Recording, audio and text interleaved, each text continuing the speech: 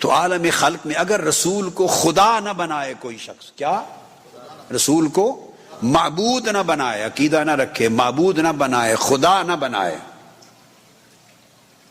تو پھر جو چاہے شان مصطفیٰ میں کہتا رہے، جو چاہے بیان کرے، وہ کم ہی ہوگا، وہ الٹا حق بھی ادا نہیں ہوگا شان مصطفیٰ کا۔ بڑھانے کا تو تصور ہی غلط ہے۔ بڑھانا کیا ہے؟ ہاں، بڑھانا، کسی کی شان کو بڑھانا کہاں استعمال ہوگا؟ کوئی میرے بارے میں مبالغے کی بات کر دے، ایسی بات کر دے جو میں نہیں ہوں، تو کہا جائے گا بڑھا دیا۔ ہاں، یہ سچ ہے۔ کوئی ماں باپ کے بارے میں وہ کچھ کہہ دے جو وہ نہیں ہے، تو کہہ دے ٹھیک ہے، بڑھا دیا۔ کوئی اپنے پیر و مرشد کے لیے وہ کچھ کہہ دے جس کا حقدار وہ نہیں، تو سچ بات آپ کہہ سکتے ہیں کہ شان بڑھا دی۔ بھائی ہر ایک کے لیے بڑھانا ہو سکتا ہے، ایک ہی ذات ہے پوری مخلوقات میں جن کے لیے بڑھانے کا لفظ نہیں، اور وہ ذات مصطفیٰ ہے صلی اللہ علیہ وسلم، بشرطے کہ آقا علیہ الصلوۃ والسلام کو کوئی معبود اور خدا ہونے کا تصور اور عقیدہ نہ رکھے۔ اور یہ کوئی مسلمان نہیں رکھتا، کوئی مسلمان نہیں رکھتا، رکھ بھی نہیں سکتا۔ یہ ایک بارڈر لائن ہے، بات کو سمجھ لیں بس۔ حضور کو سجدہ کوئی نہ کرے، حضور کی عبادت کوئی نہ کرے، حضور کو خدا کوئی نہ جانے، بس۔ اور یہ کوئی جاہل سے جاہل مسلمان بھی نہیں عقیدہ رکھتا۔ سو آقا علیہ السلام کی جتنی شان بھی بیان کریں، ہر ایک نے سمجھیں، اپنی سمجھ کے مطابق ہی بیان کرنی ہے نا۔ اب میں دوسرا نقطہ سمجھا رہا ہوں۔ جو کچھ آج رات میں بیان کروں گا، وہ میں کروں گا قرآن مجید سے، مگر اپنی سمجھ کے مطابق ہی کروں گا نا۔ اللہ نے جو سمجھ دی ہے، اپنے علم کے مطابق ہی کروں گا نا۔ اللہ نے علم کی جو نعمت دی ہے، تو جو کچھ بیان کروں گا اس کی ایک لمٹ ہوگی۔ جتنا علم ہے میرا، جتنی سمجھ ہے، جتنا فہم ہے، جتنا مطالعہ ہے، وہ لمٹ ہے، اسی کے اندر ہی بیان کروں گا نا، اس کو کراس نہیں کر سکتا۔ تو میرا علم کیا ہے؟ وہ میری ایک لمٹ ہے۔ تو جو خود لمیٹڈ ہے، وہ حضور کی شان کا حق کیسے بیان کر سکتا ہے؟ جو خود لمیٹڈ ہے، ایک رائی آقا کی شان کے مقابلے میں میرے جیسے کروڑوں اربوں کھربوں لوگ جمع ہو جائیں، اتنا ہی علم، اتنا ہی مطالعہ، اتنی سمجھ، اتنا فہم، اتنی شرح صدر، اتنی تحقیق جمع کر لیں، کھربوں افراد جمع ہو جائیں، وہ سارے مل کر ان کا جو ایگریگیٹ بنے گا علم و فہم کا کل، وہ آقا علیہ السلام کی شان کے اور ذکر کے مقابلے میں ایک رتی کے کروڑویں حصے کے برابر بھی نہیں ہو سکتا، ایک ذرے کے برابر بھی نہیں ہو سکتا۔ تو ہم میں سے کون ہے جو حضور کی شان بڑھا سکے؟ حقیقت یہ ہے، اللہ کی عزت کی قسم، ساری کائنات مل کر آقا علیہ السلام کی جو اصل شان ہے اسے بیان بھی کوئی نہیں کر سکتا، بڑھانا کسی نے کیا ہے؟ وہ شان ہماری سمجھ سے بھی بالا ہے، ہم وہ شان سمجھ ہی نہیں سکے، تو بڑھانا کیا ہے؟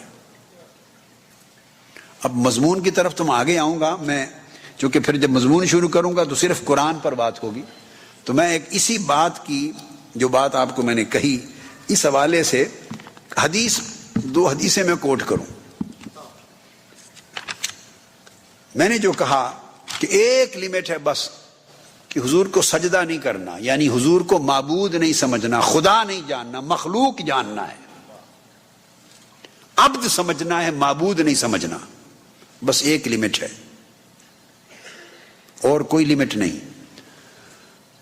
اب حدیث پاک میں آتا ہے، امام احمد بن حنبل نے روایت کیا المسند میں، حضرت انس بن مالک رضی اللہ تعالیٰ عنہ حدیث کے راوی ہیں۔ امام احمد نے، اور امام احمد بن حنبل شیخ ہیں امام بخاری اور امام مسلم کے۔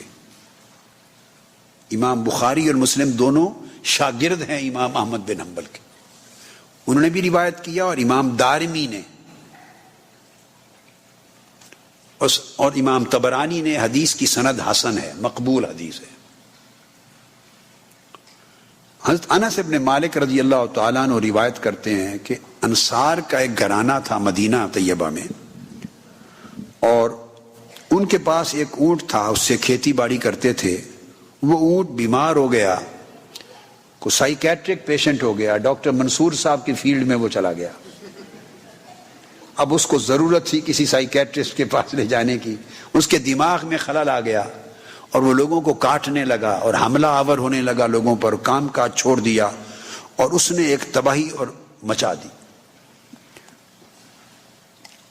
اب سوال, اب دیکھیے سب سے زیادہ جنہوں نے آقا علیہ السلام کو, سب سے زیادہ امت میں کون سے لوگ تھے, آپ کا کیا خیال ہے, جو آقا علیہ السلام کی شان کو جانتے ہوں گے؟ سب سے زیادہ جنہوں نے براہ راست آقا علیہ السلام کو دیکھا ہے, کچھ تھوڑی یا زیادہ جتنی بھی شان کی سمجھ آئی انہی کو آئی ہوگی نا. ہم تو 1500 سال بعد بیٹھے ہیں کتابیں پڑھ کے, ہم کتابوں میں ان کا تذکرہ پڑھ کے شان سمجھنے کی کوشش کر رہے ہیں. انہوں نے براہ راست حسن سراپا مصطفیٰ دیکھا تھا. اب انہوں نے آقا علیہ السلام کی شان کیا سمجھی تھی, ذرا آپ غور سے سنیں اور سمجھیں. بگڑ گیا اونٹ, لوگوں کو کھانے کو دوڑے اور مارے اور حملہ کرے. جو حدیث میں نے اب کوٹ کر رہا ہوں, مسند احمد بن حنبل میں حدیث کا نمبر ہے 12635. یہ حدیث اس طرح امام دارمی نے بھی روایت کی ہے, امام طبرانی نے بھی روایت کی ہے, امام عبد بن حمید نے بھی المسند میں روایت کی ہے اس حدیث کو, اور بہت سے ائمہ نے اپنی اپنی سند کے ساتھ. حسن اور صحیح ہے, یہ الگ الگ اسانید ہیں. اب اونٹ بیمار ہو گیا. اب بتائیں کسی کا اونٹ خراب ہو جائے, بیمار ہو جائے, یعنی کاٹے اور مارے, حملہ کرے لوگوں پر اور کام چھوڑ دے, تو مجھ سے آپ کی بڑی محبت اور عقیدت ہو, بے پناہ پوری دنیا میں اس وقت سب سے زیادہ اگر آپ مجھ سے محبت عقیدت رکھتے ہوں تو اس اونٹ کا کیس لے کر میرے پاس آئیں گے؟ بولیے نا. جتنی بھی عقیدت ہو, اونٹ کا کیس لے کے میرے پاس آئیں گے؟ نہیں آئیں گے. آپ کو سمجھ ہوگی اس بات کی کہ میرا تو سبجیکٹ ہی نہیں ہے. اونٹ کا دھندا لے کے اب ان کے پاس کیا جانا ہے؟ کسی ایسے ہی کے پاس جائیں گے نا جو اس کا علاج کر سکتا ہے. میں آپ کو ویژن بتا رہا ہوں کہ صحابہ کرام کا ویژن کیا تھا, آقا علیہ السلام کے بارے میں ان کا پرسیپشن اور کنسیپشن کیا تھا. اسی سے عقیدہ بنتا ہے. وہ آقا علیہ السلام کو کیسے دیکھتے تھے. بگڑ گیا اونٹ اور وہ انصاری سارا گھرانہ آقا علیہ السلام کی بارگاہ میں پہنچ گئے. یا رسول اللہ, ہمارا اونٹ کھاتا ہے, مارتا ہے ہمیں اور بگڑ گیا ہے, آپ تشریف لے آئیے, اونٹ کو سمجھائیے. آپ سمجھ آ رہی بات کی؟ آقا علیہ السلام تشریف لے گئے. جب تشریف لے گئے تو اس اونٹ کی طرف آگے بڑھے, ان کے احاطے میں حویلی میں گئے. انہوں نے دوڑ کے آقا علیہ السلام کو روکنا چاہا اور عرض کیا, یا نبی اللہ انہو قد صار مثل الکلب الکلب, یہ باولے کتے کی طرح ہو چکا ہے, ہمیں ڈر ہے کہ آپ پر بھی حملہ کرے گا اور کاٹ لے گا. تو یا رسول اللہ آپ آگے تشریف نہ لے جائیے. وَإِنَّا نَخَافُ عَلَيْكَ صَوْلَتَهُ, یہ انہوں نے کہا. اب دیکھیے آگے آقا علیہ السلام نے کیا جواب دیا. پہلی بات تو یہ, وہیں فرما دیتے کہ بھئی اونٹ کا معاملہ میرے پاس کیا لینے آئے ہو, میں کیا کروں گا اونٹ کو. نہیں, چلے گئے. اور جب انہوں نے یہ بات کہی, آقا علیہ السلام نے فرمایا فقال لیس علی منہ بأس, نہیں مجھے کچھ نہیں کہے گا, مجھے کچھ نہیں کہے گا. اونٹ ہے بھلے پاگل بھی ہو گیا مگر مجھے پہچانتا ہے. تو فرق کی بات ہے. آقا علیہ السلام نے فرمایا کہ ایک وقت تھا کہ پاگل اونٹ جانور پاگل ہو کے بھی حضور کی پہچان نہیں گنواتے تھے. آج انسان ہو کر حضور کی پہچان گنوائے بیٹھے ہیں. ایک وقت تھا جانور پاگل ہو کے بھی حضور کی پہچان نہیں گنواتے تھے.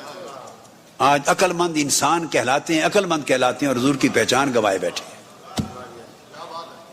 تو آقا علیہ السلام کا جملہ فرمایا لیس علی منہ بأس, مجھے کچھ نہیں کہے گا, مجھے کوئی نقصان نہیں پہنچائے گا. تو آگے بڑھے. فلما ناظر الجمل الى رسول اللہ صلی اللہ علیہ وآلہ وسلم اقبل نحوہ حتی خر ساجدا بین یدیہ. جب اونٹ نے دیکھا کہ آقا علیہ السلام تشریف لے آئے, وہ دوڑا, دو زانوں ٹانگوں کے بل بیٹھ کر حضور کے سامنے سجدہ ریز ہو گیا. سجدہ کرنے لگا۔ اب آقا علیہ السلام نے کیا کیا؟ آقا علیہ السلام نے اس کی پیشانی کے بالوں کو پکڑا،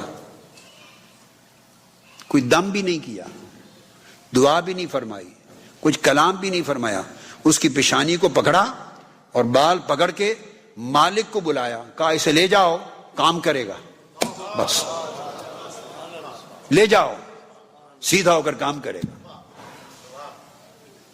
اونٹ غلام بن گیا۔ اب صحابہ کرام نے جب یہ دیکھا، وہ اگلا جملہ آخری اس حدیث کا جس کی خاطر میں نے سارا مضمون سنایا، اونٹ کو سجدہ کرتے دیکھا، فقال له اصحابہ یا رسول اللہ صلی اللہ علیہ وسلم هذه بہیمۃ لا تعقل تسجد لک ونحن نعقل فنحن احق ان نسجد لک۔ یا رسول اللہ، یہ جانور ہیں، حیوان ہیں، انہیں عقل اور شعور بھی نہیں، یہ بے عقل جانور ہو کے آپ کو سجدہ کرتے ہیں، اور ہم انسان ہیں، اللہ نے ہمیں عقل و شعور دیا ہے، اجازت دیں کہ ہم بھی آپ کو سجدہ کیا کریں۔ میں نے آپ کو کہا نا کہ ایک ہی حد ہے، بس معبود نہیں سمجھنا، سجدہ نہیں کرنا۔ صحابہ کے دل میں یہ خواہش اٹھ گئی، انگڑائیاں لینے لگی کہ آقا جانور سجدہ کرتے ہیں، ہم کیوں نہ کریں، اجازت دیں کہ ہم سجدہ کریں۔ آقا علیہ السلام نے فرمایا نہیں، میری شریعت میں یہ حرام کر دیا گیا ہے، بندہ بندے کو سجدہ نہیں کر سکتا، نہیں، بہن منع فرما دیا۔ اب اس حدیث کو جمیع ائمہ نے بیان کیا ہے، اوپر تو ائمہ نے روایت کیا، مگر حافظ ابن کثیر تک آقا علیہ السلام کے خصائص کی تمام کتابوں میں یہ حدیث ایک یہ نہیں درجنوں واقعات اس مضمون کی مختلف حدیث کی بھری پڑی ہیں، اور کسی نے نقد و جرح نہیں کیا، آج تک کسی نے رد نہیں کیا کہ یہ حدیث غلط ہے، یہ مضمون غلط ہے۔ تو صحابہ کرام نے سجدہ کرنے کی اجازت مانگی، آقا علیہ السلام نے نہیں دی۔ یہ حضرت انس ابن مالک کی روایت تھی۔ اب پھر امام احمد بن حنبل ایک اور حدیث لائے ہیں، اور اب سنتے آئیے ذرا کس نے بیان کیا، الگ حدیث حضرت عائشہ صدیقہ رضی اللہ تعالیٰ عنہ روایت کرتی، فرماتی ہیں کہ مہاجرین کے ہاں، مہاجرین اور انصار کا ذکر کر کے وہ آقا علیہ السلام کے بارگاہ میں اس طرح اونٹ کا ایک معاملہ تھا، اور اونٹ حضور کی بارگاہ میں پیش ہوا، اس نے سجدہ کیا۔ ام المومنین رضی اللہ تعالیٰ عنہ فرماتی ہے فقال اصحابہ یا رسول اللہ تسجد لک البہائم والشجر فنحن احق ان نسجد لک۔ آقا ہم نے دیکھا ہے درخت بھی آپ کو سجدہ کرتے ہیں، جانور بھی سجدہ کرتے ہیں، ہمارا حق زیادہ ہے آپ کو سجدہ کرنے کا، ہمیں اجازت دیجیے۔ آقا علیہ السلام نے اجازت نہیں دی۔ امام احمد بن حنبل نے روایت کیا، اور حافظ ابن کثیر روایت کرنے کے بعد کہتے ہیں کہ ھذا الاسناد علی شرط السنن، اس کی جو حدیث ہے، اس کی جو اسناد ہیں امام ابو داؤد، امام ترمذی، نسائی، ابن ماجہ، سب کی شرائط صحت پر پوری اترتی ہیں۔ پھر حضرت جابر بن عبداللہ نے بھی روایت کیا، امام احمد بن حنبل اور امام ابن ابی شیبہ، ان دونوں نے اپنی اپنی اسانید کے ساتھ روایت کیا ہے، اور امام ابن ابی شیبہ بھی امام مسلم کے شیخ ہیں۔ اگر آپ صحیح مسلم پڑھیں، ہر تیسری چوتھی حدیث امام مسلم نے ابن ابی شیبہ سے روایت کی ہے، صحیح مسلم کے اندر انہوں نے روایت کیا حضرت جابر بن عبداللہ سے۔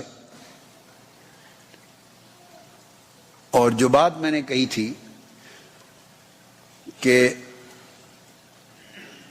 آقا علیہ الصلوۃ والسلام کو دیکھنے والے سب سے زیادہ پہچانتے تھے، یہاں ایک بڑا ایمان افروز جملہ ہے۔ جب اس حدیث میں جسے جابر بن عبداللہ نے روایت کیا رضی اللہ تعالیٰ عنہ، جب بیان کر چکے حدیث کہ اونٹ نے سجدہ کیا آقا علیہ السلام کو، ایک الگ واقعہ ہے، بنو نجار کا واقعہ ہے، یہ الگ الگ واقعات ہیں۔ سجدہ کر چکے تو صحابہ نے پوچھا یا رسول اللہ یہ کیا ماجرا ہے، اونٹ آپ کو سجدہ کرتے ہیں، بکریاں سجدہ کرتی ہیں، جانور سجدہ کرتے ہیں، کیا یہ آپ کو پہچانتے ہیں؟ کیا یہ آپ کی شان کو جانتے ہیں؟ کیا انہیں معلوم ہے کہ آپ کی عظمت کیا ہے؟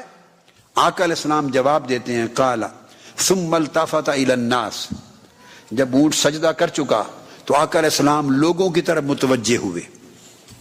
فقال انه ليس شيء بين السماء والارض الا يعلم انی رسول اللہ الا عاصی الجن والانس. فرمایا جنات اور انسانوں میں جو بدبخت ہیں، جنات میں جنوں اور انسانوں میں جو بدبخت ہیں، محروم ہیں اور گناہگار عاصی نافرمان ہیں، انہیں چھوڑ کر فرمایا خدا کی عزت کی قسم آسمان اور زمین کی ساری کائنات میں کوئی ایک شے ایسی نہیں جو مجھے نہ پہچانتی ہو کہ میرا مقام کیا ہے. ہر شے کائنات کی جانتی ہے کہ میں رسول اللہ ہوں. میری عظمت اور میرے مقام کو اگر نہیں پہچانتے تو جنات اور انسانوں میں جو بدبخت ہیں محروم ایمان وہ میری شان کو نہیں پہچانتے. آپ میری جملے کا وزن سمجھے میں کیا کہہ رہا ہوں. بدبخت انسانوں میں کچھ ہیں جو نہیں جانتے مجھے، اور بدبخت جنوں میں ہیں جو مجھے نہیں جانتے، ورنہ ہر کوئی جانتا. بوٹا بوٹا پتا پتا حال ہمارا جانے ہے. بوٹا بوٹا پتا پتا حال ہمارا جانے ہے. جانے نہ جانے تو ہی نہ جانے، باغ تو سارا جانے. اے بدبخت انسان تجھے کیا ہو گیا؟ تیری عقل جاتی رہی، تیرا شعور جاتا رہا، اتنی گمراہی عقیدے پر چھا گئی کہ اللہ نے عقل و شعور دیا، تو حضور کی معرفت اور آپ کی شان و عظمت کی پہچان میں بھٹکا پھرتا ہے. وہاں دیوانے ہونے والے جانور اور حیوان بھی پہچانتے ہیں، اور کل کائنات پتھر درخت اور شجر و حجر بھی پہچانتے ہیں. صحیح مسلم اٹھا کے دیکھیے، جامع ترمذی اٹھا کے دیکھیے، ابواب قائم ہیں. سیدنا مولا علی شیر خدا رضی اللہ تعالیٰ عنہ فرماتے ہیں کہ میں آقا علیہ السلام کے ساتھ نکلا. حدیث صحیح مسلم ترمذی کی حدیثیں. فرمایا خدا کی قسم کوئی درخت اور کوئی پتھر ایسا نہیں راستے میں آیا جس کے قریب سے ہم گزرے، حضور گزرے تو اس درخت اور پتھر نے جھک کے حضور کو سلام نہ کیا ہو. جس درخت کے پاس سے گزرے اس کی ٹہنیاں جھک گئیں اور کہتی ہیں السلام علیکہ یا رسول اللہ. جس پتھر کے قریب سے گزرتے وہ پتھر اپنی زبان حال سے کہتا السلام علیکہ یا رسول اللہ. اب یہ بات مولا علی شیر خدا نے کیسے کہی؟ تو پتھر اور پہاڑوں کا سلام پڑھنا سنا تو کہا، اگر آواز نہ سنی ہوتی تو کیا پتا آپ اور ہم گزر رہے ہوں تو ہم آواز ہمیں پتا چلے گا پتھر کیا کہہ رہے ہیں. اللہ کی تسبیح کرتے ہیں، ہم سنتے ہیں، اس لیے ہم کہہ نہیں سکتے. مگر پتھر بول کے کہتا تھا آقا علیہ السلام کی بارگاہ میں سلام. اور ایک حدیث پاک ہے صحیح مسلم میں، آقا علیہ السلام نے فرمایا کہ میں آج تک اس پتھر کو پہچانتا ہوں یہاں مکہ کی گلی کے کونے پر ہوا کرتا تھا. آقا نے فرمایا میں اس پتھر کو آج بھی پہچانتا ہوں. ابھی میں نے اعلان نبوت بھی نہیں کیا تھا، ابھی غار حرا میں جبرائیل امین بھی اقرا بسم ربک الذی خلق کی آیتیں لے کے نہیں اترے تھے، بیست اور اعلان نبوت نہیں کیا تھا. اس سے بھی پہلے وہ پتھر مجھے پہچانتا تھا. جب اس گلی سے گزرتا بآواز بلند وہ کہتا تھا الصلاۃ والسلام علیکہ یا رسول اللہ.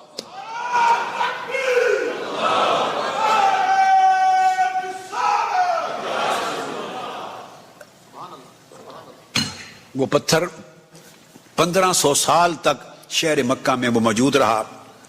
میں نے بھی اس پتھر کی زیارت کی ہوئی ہے. 1963 تک وہ پتھر موجود تھا، بلکہ 1983 84 85 تک بھی موجود تھا. پھر وہ پتھر اٹھا کے اس کو کاٹ کے تو حرم کعبہ کی تعمیر میں لگا دیا گیا.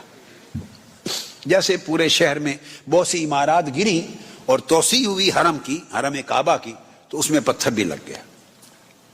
تو میں نے کئی بار میں صرف اس پتھر کی زیارت کرنے جایا کرتا تھا، اس کے پاس کھڑا ہوتا تھا. وہ کہیں لگ گیا، اب اس کا پتہ نہیں ہے، بس لوگوں نے بتایا کہ اس کو تعمیر میں لگا دیا.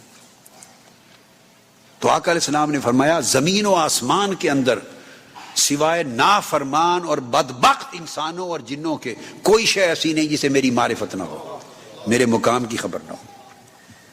پھر حضرت عبداللہ ابن عباس روایت کرتے ہیں. آپ دیکھیے کتنے صحابہ ہیں جو الگ الگ واقعات بیان کر رہے ہیں. عبداللہ ابن عباس امام طبرانی کی روایت سے امام طبرانی نے اس کو بیان کیا المعجم الکبیر میں، پھر امام احمد بن حنبل نے ہی بھی روایت کیا اس کو، امام حیثمی نے روایت کیا، امام منذری نے روایت کیا، حافظ ابن کثیر نے شمائل رسول میں استدلال کیا، روایت کیا، سب نے۔ فرماتے ہیں کہ ایک گھر تھا وہاں انصاریوں کا، اس کے 2 اونٹ تھے ان کے، اور دونوں پاگل ہو گئے، دونوں بیمار ہو گئے، چارہ نہیں ملتا تھا، کام زیادہ لیتے تھے، غربت کا زمانہ تھا، یہ پرابلمز ہوتے رہتے تھے، تو وہ دونوں پھر مارنے اور کاٹنے کو آتے تھے۔ وہ بھی آقا علیہ السلام کی بارگاہ میں آئے، آقا علیہ السلام چل پڑے، تو ایک اونٹ پہلے کھڑا تھا، اس نے دیکھا تو دوڑ کے آ کے آقا علیہ السلام کو فَإِذَا أَحَدُ الْفَحْلَيْنِ قَرِيبٌ مِّنَ الْبَابِ فَلَمَّا رَأَى النَّبِيَّ صلی اللہ علیہ وسلم سَجَدَ لَهُ۔ وہ دروازے کے قریب کھڑا تھا ایک اونٹ، جو ہی میرے آقا نے قدم رکھا وہ دوڑ کے آیا، بیٹھ کر حضور کے سامنے سجدہ کرنے لگا۔ پھر آگے بڑھے آقا علیہ السلام، تو پھر دوسرا اونٹ کھڑا تھا وہاں، ثم مشى الى اقصى الحائط الى الفحل الاخر فلما رآه وقع له ساجدا۔ دوسرے اونٹ کی طرف گئے، اس نے دیکھا آقا تشریف لے آئے، وہ بھی سجدہ کرنے لگ گیا حضور کو۔ اور صحابہ کرام ہر بار کہتے، حدیث کے لفظ ہیں فلما رأى اصحاب النبي ذلك قال یا رسول اللہ، قالوا یا رسول اللہ هذین فحلین لا یعقلان سجدا لک افلا نسجد لک۔ آقا یہ اونٹ سجدہ کرتے ہیں آپ کو، تو کیا ہم سجدہ نہ کیا کریں؟ تو ان کے دل مچلتے تھے۔ میں جو نکتہ بتانا چاہتا ہوں، میں نے کہا ایک بارڈر لائن ہے، آقا کی عظمت، آقا کی شان، علو مرتبت اتنی اونچی ہے، اتنی اونچی ہے کہ ساری کائنات حضور کے تلووں کے نیچے رہ جاتی ہے، حضور کی شان کی گرد کو بھی کچھ نہیں پہنچتا، عالم بقا بھی نیچے ہے، حتیٰ کہ سماوات، 7 سماوات بھی نیچے ہیں، 7 آسمان نیچے ہے، سدرۃ المنتہا کی عظمت نیچے ہے، اور بیت المعمور کی عظمت نیچے ہے، عرش معلیٰ نیچے ہے، اور فوق العرش لا مکان نیچے ہے۔ جب حضور ساری کائنات، عالم مکان اور لا مکان کراس کر کے اوپر چلے گئے، مقام ثم دنا فتدلی تک، تو پھر سکیم کیا تھی پوری یونیورس کی، کائنات کی؟ حضور عالم لا مکان سے بھی بلند حضور الہ میں تھے، اور عرش سمیت ہر شے حضور کے قدموں کے نیچے تھا، حضور کے قدموں کے نیچے تھا۔ اب بقایا شانیں کس کی رہ گئیں؟ عرش سے بھی اونچی کسی کی شان ہے؟ سب شانوں کی انتہا ہے عرش معلیٰ، اور سب شانوں کی آخری حد ہے سدرۃ المنتہا۔ ارے جہاں عالم خلق کی شانیں ختم ہو جاتی ہیں، وہ عرش اور وہ سدرۃ المنتہا بھی حضور کے قدموں کے نیچے رہ جاتا ہے۔ تو کس طرح کہتے ہیں کہ حضور کی شان کو بڑھا دیا؟ ہم نے بڑھا دیا؟ خود خدا نے بڑھا دیا۔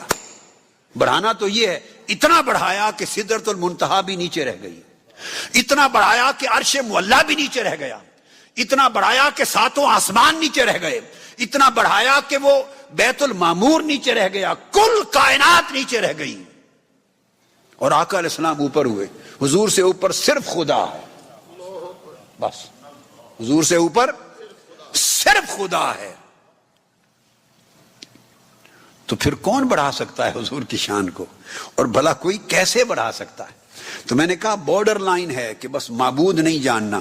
صحابہ کرام کے دل حضور کے عشق محبت میں اس بارڈر لائن پہ کھڑے رہتے تھے، اس آخری بارڈر لائن پہ کھڑے رہتے تھے، جس کو کراس کریں تو حد ٹوٹ جاتی ہے۔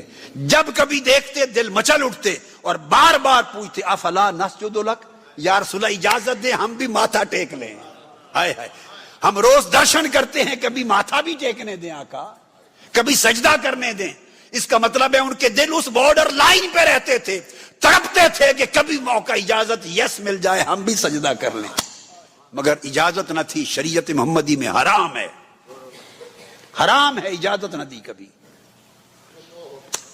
اب میں آپ کبھی اٹھائیے سنن ابی داؤد، یہ پھر میں آخر پہ حدیث کوٹ کرتا ہوں۔ اب آپ حیران ہوں گے، یہ تو سارے صحابہ کا ذکر آیا نا، سب صحابہ کا۔ اب کل صحابہ کرام میں سب سے بلند مرتبہ کون ہے؟ بولیے۔ آقا علیہ السلام کے سب سے قریب، سب سے بلند رتبہ، سب سے بڑی معرفت رکھنے والے سیدنا ابو بکر صدیق رضی اللہ تعالیٰ عنہ۔ اب ان کے عقیدے کا حال سن لیجئے۔ حضرت انس بن مالک روایت کرتے ہیں، امام ابو نعیم نے حلیہ میں روایت کیا اس کو۔ وہ فرماتے ہیں کہ آقا علیہ السلام اسی طرح انصاریوں کے اونٹوں کا مسئلہ تھا، اور وہ نہ ادھر اس دن بکریوں کا پرابلم تھا، کسی کی بکریوں کا دماغ خراب ہو گیا، مریض ہو گئی۔ مگر دیکھیں حضرات محترم، بکریوں کے دماغ خراب ہو کر بھی آج کے کئی ملاؤں کے دماغوں سے بہتر رہتے تھے۔